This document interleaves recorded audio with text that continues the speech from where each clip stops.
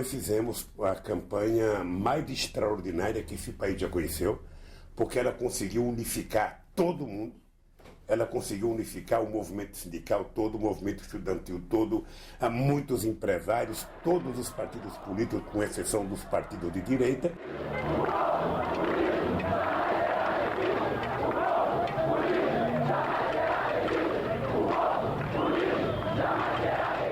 Quando ocorrem manifestações assim tão grandes de um povo, sempre transformações estão por acontecer. O movimento das diretas já foi dos maiores que já ocorreu no Brasil, para a história política, para a história da democracia.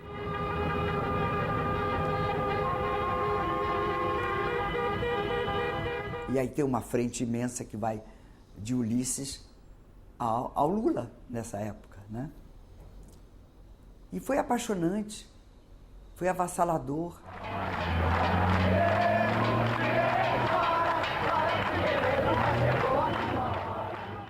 A energia gerada por ela deu forças às oposições, deu força ao povo brasileiro, dono da própria força, para acabar com o regime militar. Aquilo ali é um marco fundamental do fim da ditadura. A ditadura terminou, né? Estava evidente que era impossível para os militares continuar com o poder, que eles diziam, nós não erramos nada, mas o poder desgasta, essa coisa que efetivamente existe, mas o fato é que, naquele momento, o Brasil inteiro queria a volta das eleições diretas, que era a redemocratização do país. Você, dona de casa, você trabalhador, você brasileiro, você jovem, possa votar, seja cidadão. Nós queremos que você seja cidadão. Você não é cidadão em plano nacional, você não pode votar, participar da política nacional. Havia uma espécie de exaustão. Todo mundo já estava cansado. Cansado da situação econômica, cansado da falta de liberdade, cansado das torturas, cansado de tudo. O povo já não aguentava mais. Por toda a cidade, comícios relâmpagos de convocação. A mobilização é geral. Os artistas também estão presentes. Hoje não se discute mais se a pessoa vota para presidente ou não. O voto para presidente é até obrigatório. Está incrustado na pele do país inteiro. Então, dona Maria, a senhora não precisa votar e fez questão de vir? Eu venho sempre. Hoje, passados tantos anos, a gente tende a pensar que, assim, de repente aconteceu aquela campanha. E não foi, né? Na verdade, a ditadura, ela foi se tornando um leão sem dentes, digamos assim, nos últimos anos, ainda antes de 84. Porque o próprio regime, depois do choque do petróleo, dos anos 80, uma recessão profunda, o fim do milagre econômico, o governo militar começa a perder sustentação na classe média, né? Que ainda tinha um apoio de classe média em função do milagre, financiamento habitacional, houve crescimento econômico. Houve uma espécie de revertério naquele modelo do milagre brasileiro, que começou a dar para trás e os partidos se aproveitaram, junto com a sociedade, para batalhar a volta das eleições diretas para presidente da República. Foi um momento histórico muito significativo para o Brasil, principalmente para a imprensa brasileira, que começava a recuperar a liberdade de expressão perdida no regime militar.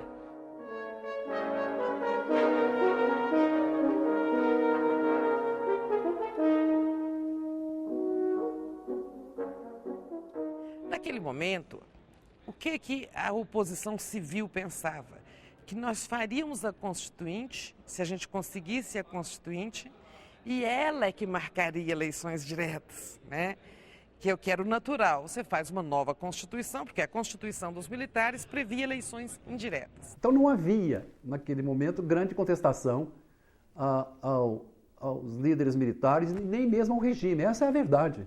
Até porque a consciência política era muito escassa, era muito limitada. Esse desempenho espetacular durou parte do governo Costa e Silva, todo o governo Médici, e depois, já no governo Geisel, que começa em 74, as coisas começam a mudar.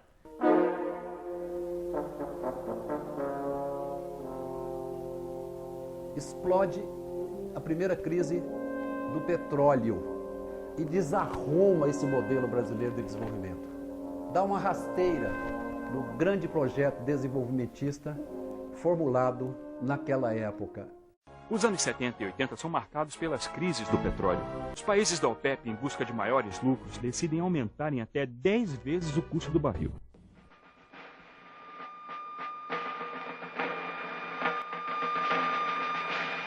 O mundo inteiro foi surpreendido pelo violento aumento nos preços do petróleo.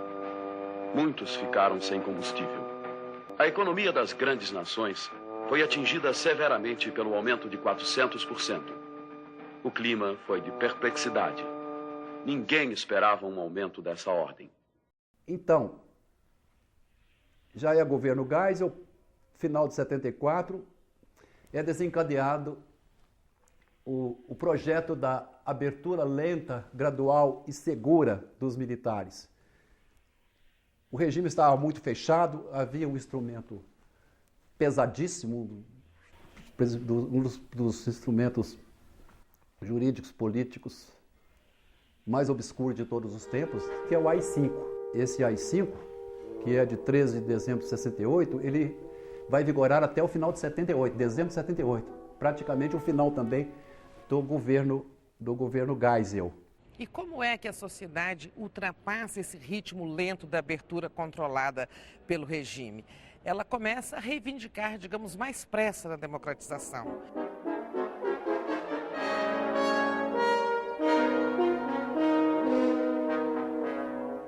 O movimento estudantil, eu lembrava a nossa participação na greve de 77 da UNB, os encontros nacionais pela recriação da UNE, tantas manifestações estudantis e a luta pela anistia. Também nesse movimento pelas liberdades democráticas aparecia a palavra de ordem por uma constituinte soberana, livre e democrática, né, se não me engano. Porque a palavra de ordem por eleições diretas para presidente não aparecia nas lutas democráticas. Porque o movimento democrático civil, ele imaginava assim, lutamos por uma constituinte que faça uma nova Constituição, da qual serão convocadas eleições diretas. A gente pensava numa outra via. A conjuntura econômica já tinha entrado em parafuso. Era o governo João Figueiredo, foi um governo cheio de dificuldades. Dificuldades começaram com o presidente anterior, o Ernesto Geisel. Mas com o Figueiredo piorou muito a situação econômica. As crises do petróleo, primeiro, depois o endividamento externo. Bom, aí a economia estava realmente em parafuso. A realidade política estava pior ainda para os donos do poder, para os militares, né? Porque o povo, a nação inteira, já estava esgotada, não aguentava mais. Mas quando o milagre acaba, essa base de sustentação começa a ruir. Claro que a oposição já tinha sido completamente aniquilada, tanto a oposição pela luta armada, os grupos de esquerda destroçados, como a própria oposição parlamentar também manietada, né? Mas o resultado disso vem, essa primeira manifestação de insatisfação da população na eleição de 74, quando o MDB, partido de oposição, conquista a grande maioria dos senadores, né, e tem um grande crescimento na bancada da Câmara. Entre esses senadores despontam as lideranças da futura etapa política. Pedro Simão, no Rio Grande do Sul, Orestes Quercia, em São Paulo, Jaison Barreto, em Santa Catarina, o Tancredo, por Minas, né, e tantos outros, o Marcos Freire, por Recife, etc.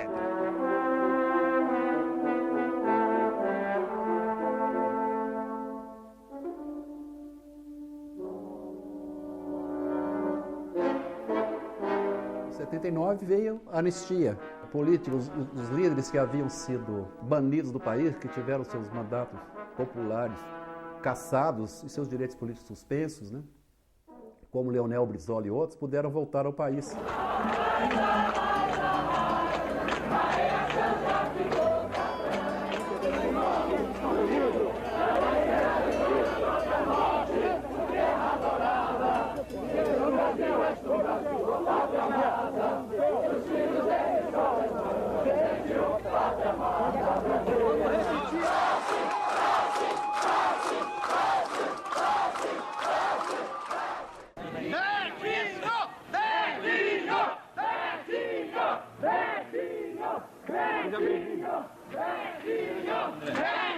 Pega aí, né?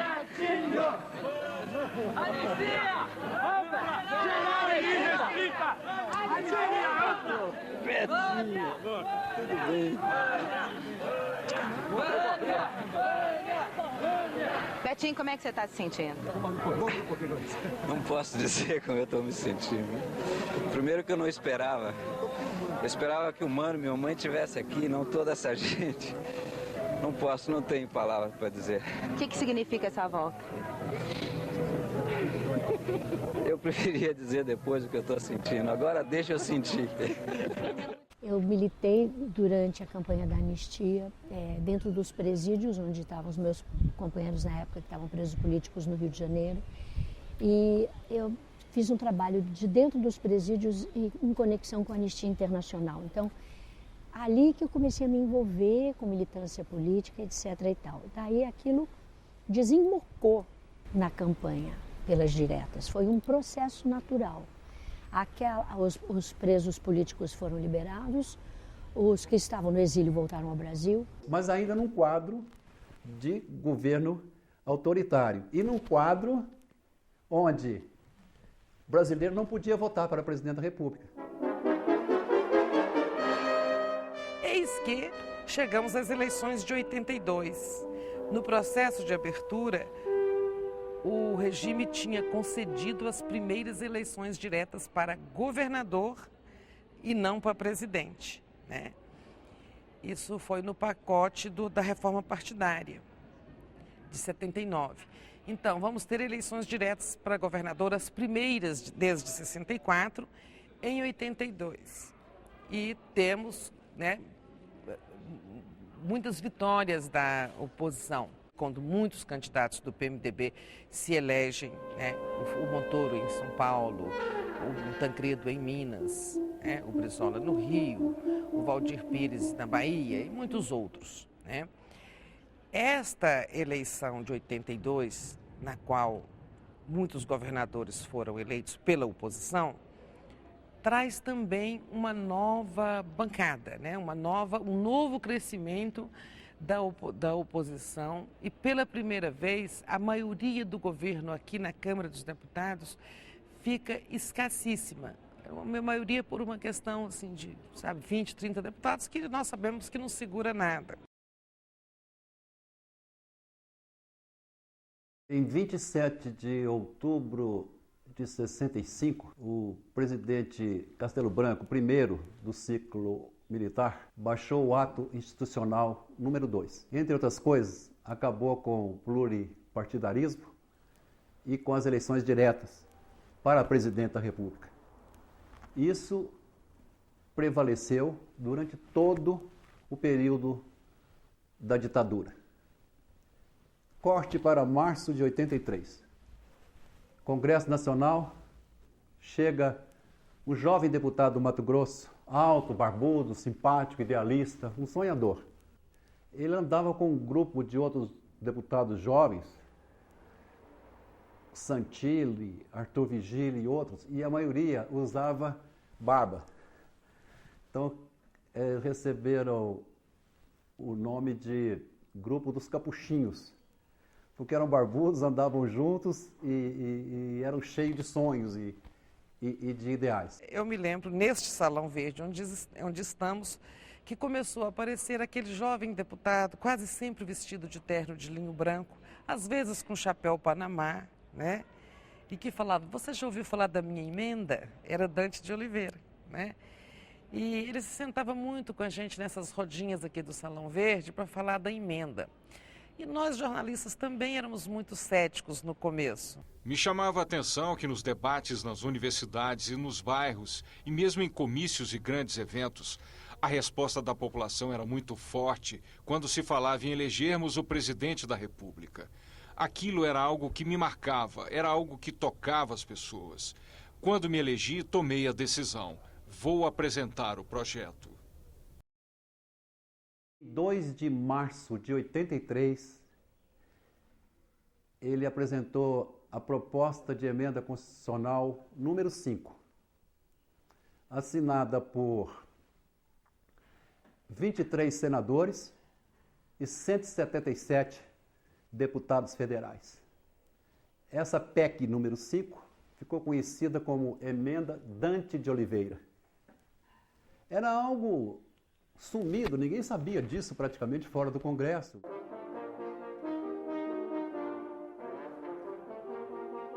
Nos gabinetes, nos corredores, nos restaurantes, no aeroporto, nas solenidades, no cafezinho.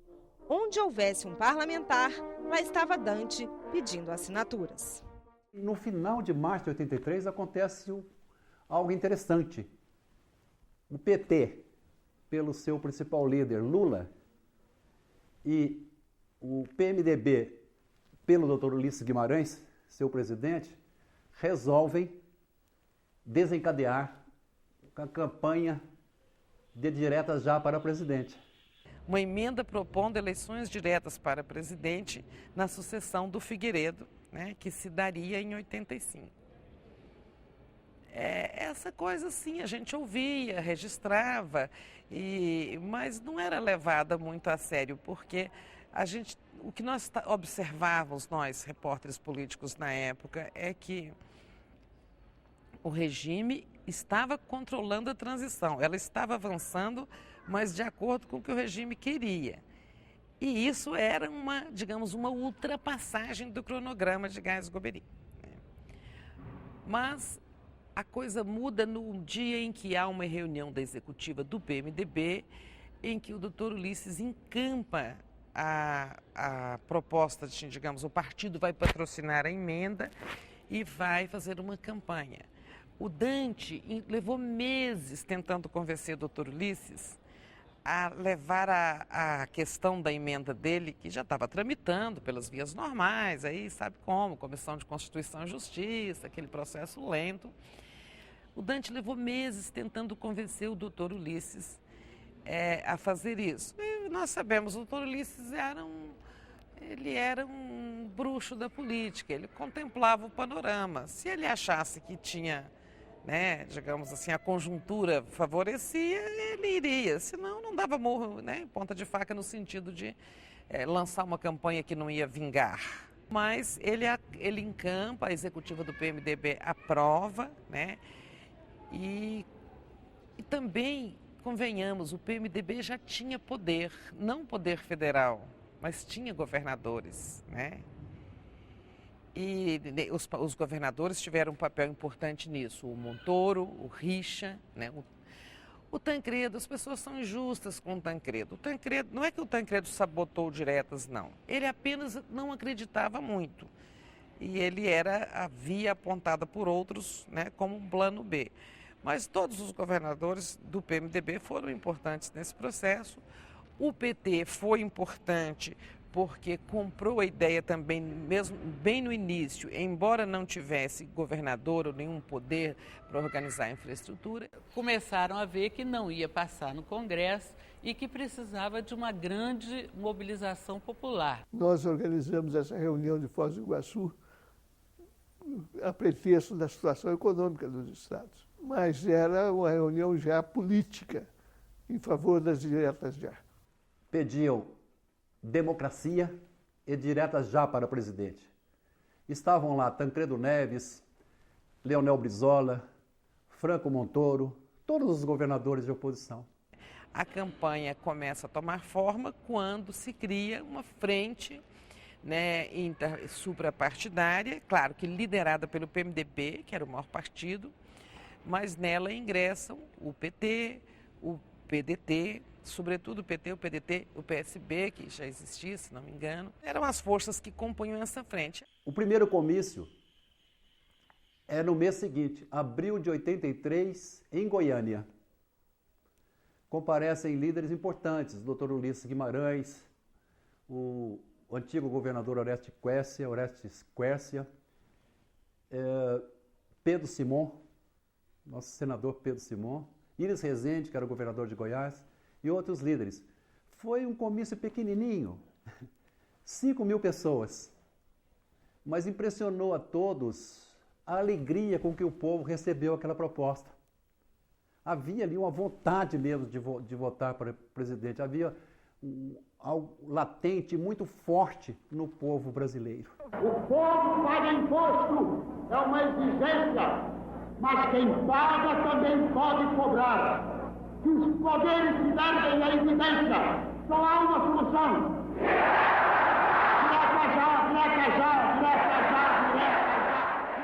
O país começou a ter um outro ritmo em função das diretas já,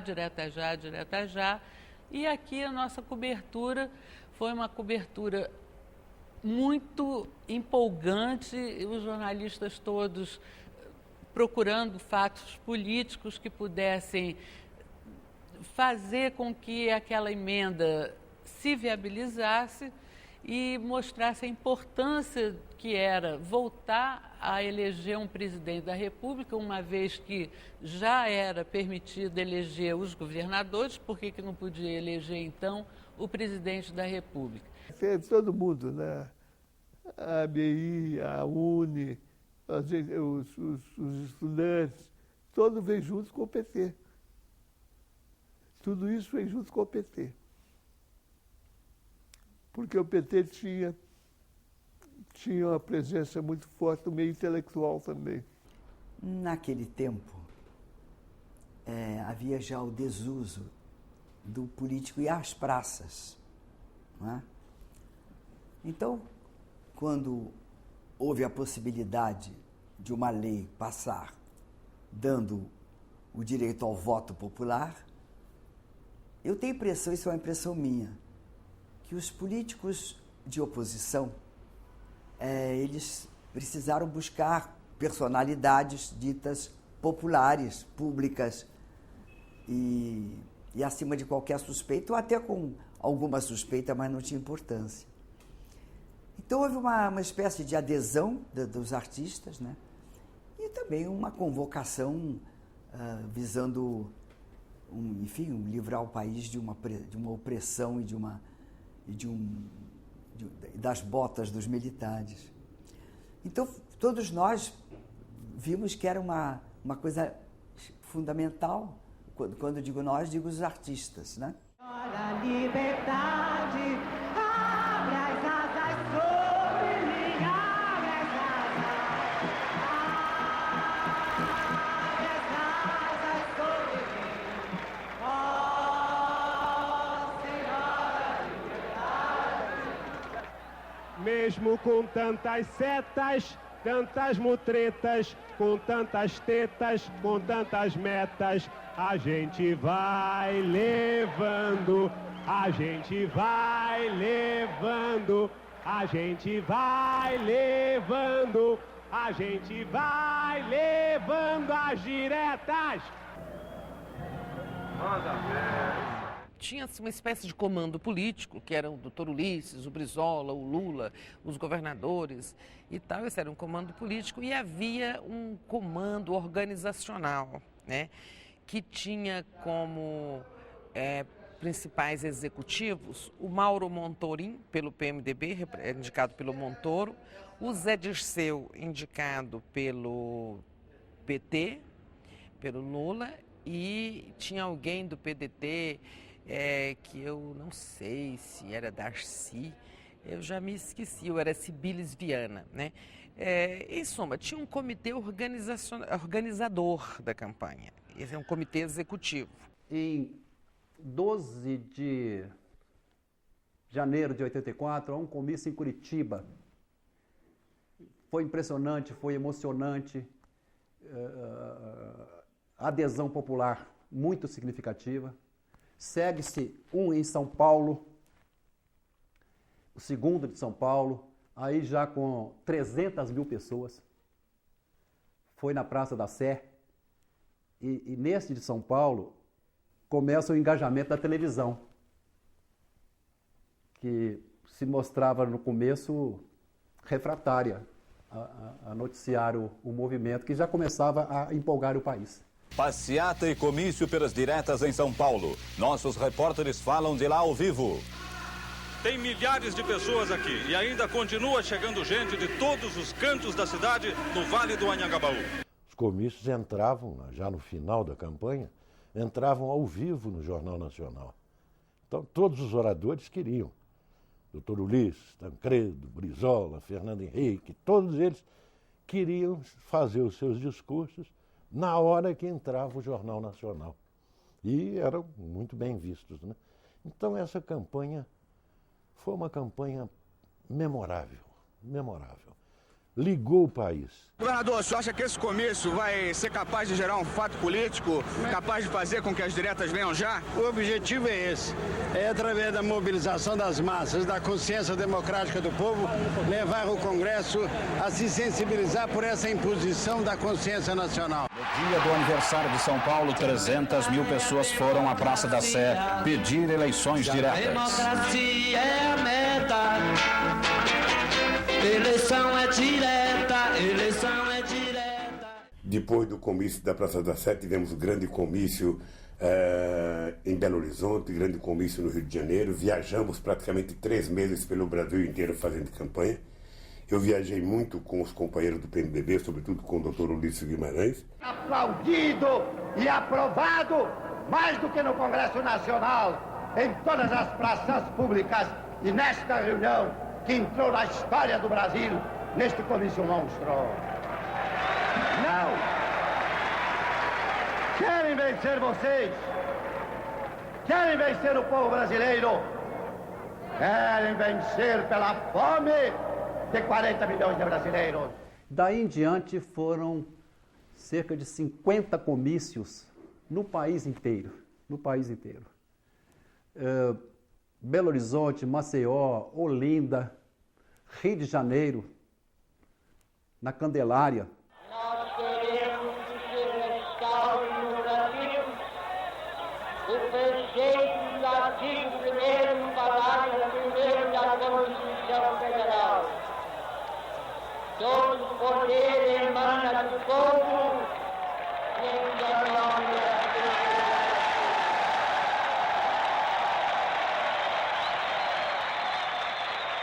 Não sei precisamente quantas pessoas estavam lá, mas foi lindo porque tinha todas as facções políticas do país e todos os políticos estavam ali naquele lugar, todos os partidos estavam se organizando para que aquilo fosse uma vitória, e foi uma vitória. Foi uma vitória popular, foi uma vitória dos políticos, dos partidos políticos, e os artistas aderiram. Todos os artistas, a grande maioria dos artistas brasileiros estava ali presente naquele momento. E foi uma coisa muito emocionante, muito forte para todo mundo que viveu aquele momento, foi de verdade.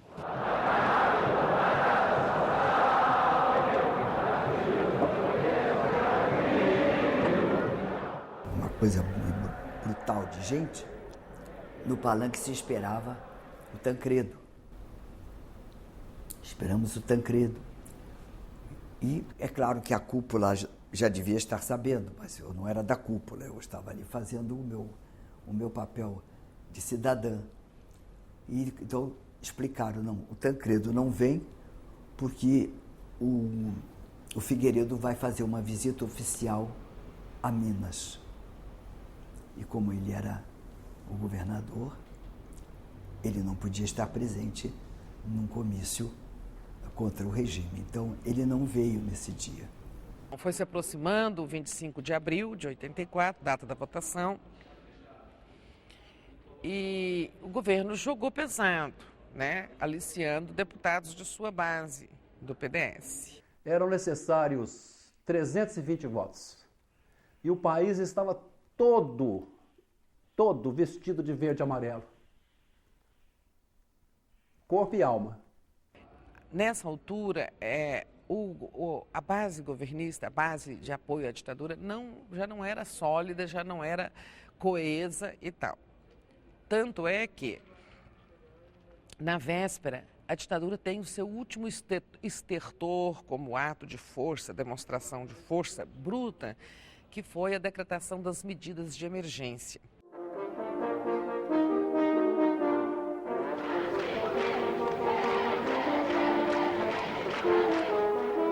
No dia 25 de abril de 84, a emenda Dante de Oliveira foi votada.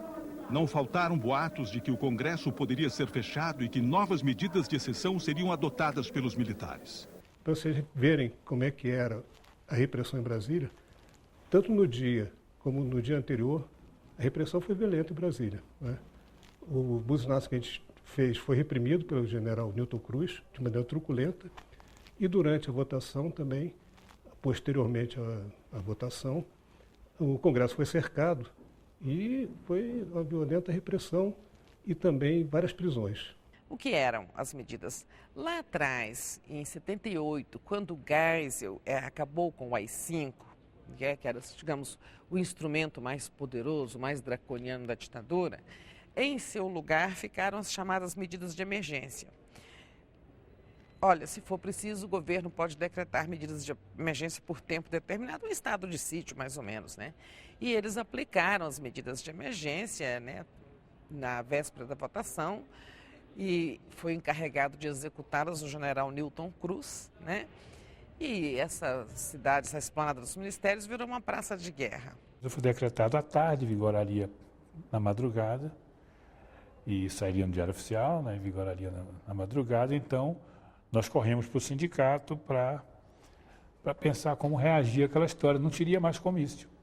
A gente rapidamente, mimeógrafo, produziu uma filipeta para distribuir, jogamos do alto dos prédios do setor comercial, né? Porque aí todo mundo tomava conhecimento. Convocamos a imprensa, ela apareceu, e aí tivemos a ideia de que, de alguma forma, a população tinha que se manifestar. E a gente aproveitou, porque ainda não havia medida de emergência, já havia a decisão, mas ainda não estava em vigor. E aí a gente fez a convocação pela televisão para o buzinaço. E propunhamos que à noite, como sinal de apoio ao buzinaço, as pessoas piscassem as luzes dos seus apartamentos. E de noite foi uma coisa maravilhosa, que as pessoas ligavam, está todo mundo piscando nos apartamentos, acende a luz, apaga a luz, acende a luz, apaga a luz. A gente começou a ter a ideia de que ia pegar. Todo mundo buzinando, foi uma maravilha. E o general Newton Cruz, que era o comandante militar do Planalto, ficou absolutamente desesperado com isso. O senhor está pedindo que esqueçam a emergência. Não, eu estou pedindo, não, esqueça a minha. Emergência não estou ligando para isso. Esqueça se quiser. O Distrito Federal jamais vai esquecer o estado de emergência. É o que você diz. Talvez não esqueça porque viveu tão bem em 60 dias que não vai esquecer mais. O que você sofreu? Você? Não, eu não sofri. Não sofreu nada que está não sofreu nada que está falando para mim desse jeito aí de medida de emergência. Ah, na bola. Deixa eu falar. Pode falar, general. Pode falar. Então cala a boca. Brasília, pacata e ordeira. Brasília, desliga essa droga, então. E partiu para agredir, na impossibilidade de agredir os motoristas, partiu para agredir os carros. E ele chicoteava os carros. Ele vinha com um cavalo e ele batia nos carros para parar de buzinar. Pá, pá, pá. Não é?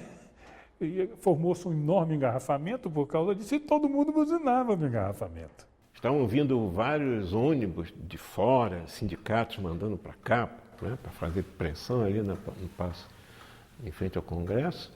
E o Exército, a polícia, cercou todo o DF, não deixando os ônibus entrarem. Era proibido, ficou proibido reunião, mais de 2 pessoas conversando numa esquina, numa rua, era preso. Estado de sítio, no mesmo local. Medidas de emergência estão se construindo um escândalo. Foram medidas realmente inoportunas, inconvenientes, negativas para o próprio governo e ineptas nos seus resultados. Outra coisa que marcou muito também foi o fato da votação ter sido realizada com uma censura prévia do Dentel às emissoras de rádio e TV.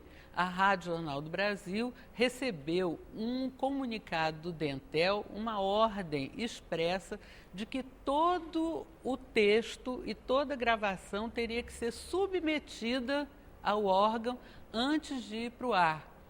E nós, repórteres, íamos participar da cobertura na Rádio JB, reunimos a nossa equipe e decidimos que nós não íamos submeter nenhum material e nenhum texto, nenhuma gravação à censura do Dentel. Nós levamos isso à direção da empresa e o Manuel Francisco do Nascimento Brito, dono do Jornal do Brasil, e a Condessa Pereira Carneiro decidiram não fazer com que nenhum material fosse submetido à censura. Então, a Rádio JB saiu com uma solução ótima. Ela passava para os ouvintes uma chamada assim: a Rádio Jornal do Brasil não está transmitindo a votação das diretas já. Aí dava de meia em meia hora, né? Ou 15 minutos, uma coisa assim. A Rádio Jornal do Brasil não está transmitindo as notícias de Brasília. Então foi um jeito de driblar essa censura. Ninguém temia muito, sabe? Ninguém temia, por exemplo, uma repressão como a de 68, com mortos e desaparecidos. Porque na cabeça das pessoas era bastante claro que a ditadura estava agonizando. Né? Profunda homenagem que deram ao longo desse processo uma demonstração de coragem cívica, com todas as pressões e opressões que vieram do Planalto. Eles sempre mantiveram o seu compromisso, não conosco da oposição, mas um compromisso solene com a pátria e com o povo. Eram necessários 320 votos. E o país estava todo vestido de verde e amarelo. Corpo e alma. Pessoal, a galeria não pode se manifestar. Não pode se manifestar a galeria. A proposta foi rejeitada pela Câmara. Deixa assim que ser submetida ao Senado, ficando prejudicadas as emendas de número 6, 8, 20, 93, constante dos itens 2 e 3 da pauta. A mesa quer silêncio. Esgotado o tempo regimental para a duração, senhor presidente, está encerrada a sessão. Senhor presidente.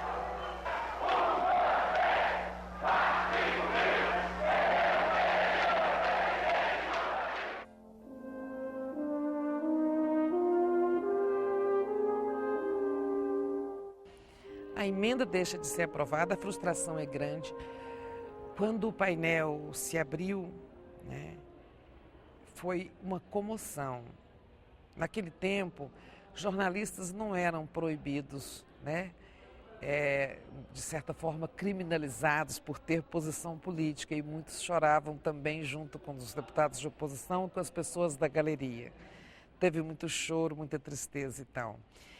E eu me lembro de ter acompanhado um grupo de parlamentares que amparou o doutor Ulisses, atravessando aqui o Salão Verde, descendo a escada até o seu gabinete, que era aqui embaixo, no subsolo da Câmara, o gabinete da presidência do PMDB. E duas mulheres o amparavam principalmente, chorando. Cristina Tavares, que era deputada, e Maria da Conceição Tavares, que era economista, quadro do, então do PMDB, mais tarde ela foi para o PT.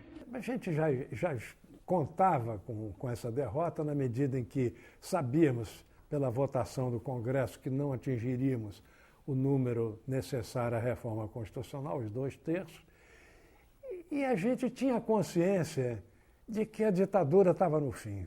Era uma questão de alguns episódios a mais, e de fato o episódio seguinte foi a eleição indireta do presidente da República, mas com uma vitória do candidato da oposição, que era o Tancredo.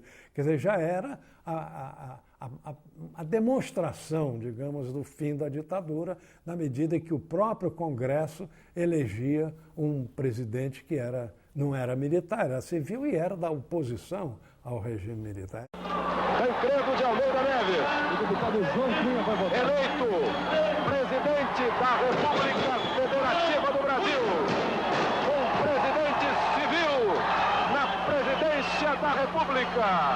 Aquilo ali é um marco fundamental do fim da ditadura. Proclamo eleito presidente da República Federativa do Brasil para o período a iniciar-se em 15 de março de 1985. Sua Excelência, o Dr. Tancredo de Almeida Neves. A energia política liberada pela campanha das diretas já foi fundamental na eleição de Tancredo Neves em 15 de janeiro de 85, derrotando o poder, derrotando a ditadura dentro do colégio eleitoral por ela montado, batendo Paulo Maluf por 480 a 180 votos. Ali foi a pá de cal no regime de exceção. Ali foi a vitória grandiosa do povo brasileiro. Sem as diretas, sem o povo nas ruas, nós até poderíamos ter tido uma transição para a democracia, mas muito mais lenta e talvez de outra natureza, né? Então, não teve diretas, não houve eleições diretas, porque a emenda não passou, mas ela precipita, ela viabiliza o plano B, a eleição indireta do Tancredo, com base nos compromissos assumidos com o povo nas ruas, né? Que são os 5 pontos da Aliança Democrática, chamada Nova República, né? E quais eram esses pontos? Olha, nós vamos ser eleitos pelo voto indireto, pelo colégio eleitoral, mas vamos restabelecer as eleições diretas, convocar a Constituinte, remover o entulho autoritário, etc, etc. Enquanto houver neste país um só homem sem trabalho, sem pão, sem teto e sem letras, toda prosperidade será falsa. Vou continuar precisando deste povo para poder à frente do governo do Brasil.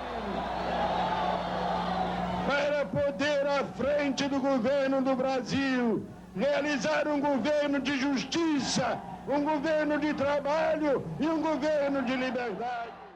Lamento informar que o excelentíssimo senhor presidente da República, Tancredo de Almeida Neves, faleceu esta noite no Instituto do Coração, às 10 horas e 23 minutos.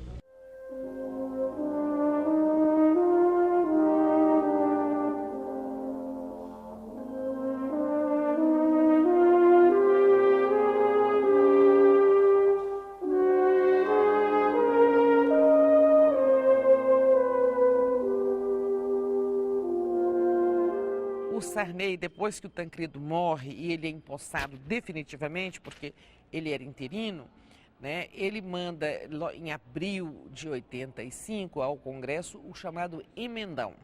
Este emendão era uma alteração na Constituição velha, ainda legada pelo Costa e Silva, removendo vários entulhos autoritários, né? Autorizando a legalização dos partidos comunistas, autorizando o voto do analfabeto, em suma, várias medidas democratizantes e também remoção de entulhos autoritários, né? Esse é o primeiro momento. Em junho daquele mesmo ano, ele envia ao Congresso a chamada Emenda 28, que convoca a Constituinte, né? Isso era 85. No ano seguinte, então, nós temos as eleições gerais para governador e para o Congresso, sendo que aqueles parlamentares comporiam a Assembleia Nacional Constituinte, que nos legam a, belíssima Constituição que nós temos, apesar de todas as críticas, é uma das constituições mais avançadas do mundo e que nos trouxe para o mundo da democracia. O documento da liberdade, da dignidade, da democracia. Eu acho que o movimento alimentou o processo. Eu acho que tudo foi levando ao estado de democracia. Então eu senti como uma vitória de alguma maneira. Eu acho que a gente conseguiu o que a gente desejava de alguma forma naquele momento. Foi uma questão de mais tempo ou menos tempo, mas a democracia aconteceu. A democracia em qualquer lugar do mundo ela foi conquistada às custas de muita luta, de muito sacrifício, de muita morte. A democracia não foi de graça em nenhum lugar do mundo. Portanto, eu acho que vocês devem pesquisar e eu fico muito feliz de ter vivido e ter participado desta que foi a maior campanha cívica do nosso país.